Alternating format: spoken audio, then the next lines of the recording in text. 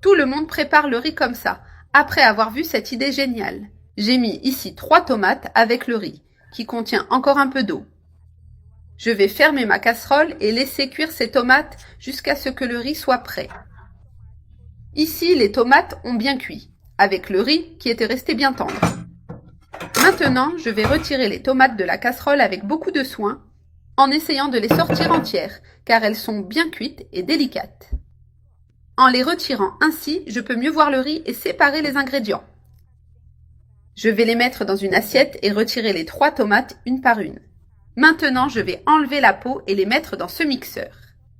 Il suffit maintenant de fermer le mixeur et tout mixer jusqu'à obtenir une sauce. Et ici, tout est déjà bien mixé, formant une purée épaisse et homogène. Maintenant, il suffit de la retirer et de réserver cette sauce pour l'étape suivante. Dans ma poêle, je vais ajouter un oignon émincé. Je vais aussi mettre 4 gousses d'ail coupées en fines lamelles et un poivron vert coupé en gros morceaux pour donner du goût et de la couleur. Je vais bien faire revenir ces ingrédients en laissant l'oignon légèrement doré. Maintenant, je vais ajouter la sauce tomate que nous avons préparée tout à l'heure. Je vais aussi mettre 2 cuillères à soupe de concentré de tomate pour renforcer la saveur.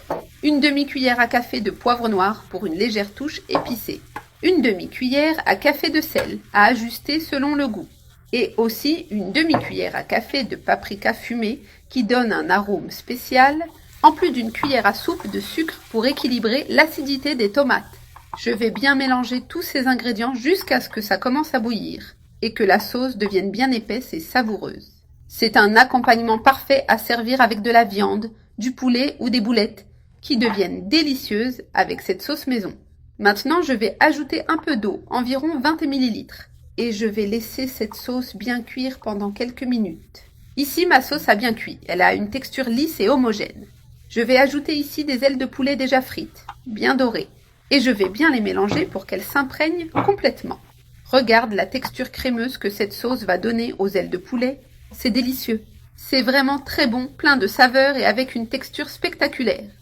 Et ici, comme je l'ai dit plus tôt, tu peux aussi l'utiliser avec de la viande, du poisson, du poulet ou ce que tu préfères. Ça se marie très bien avec différents plats. Il suffit maintenant de laisser les ailes de poulet bouillir un peu dans cette sauce pour que tous les ingrédients s'intègrent bien et soient pleins de saveurs.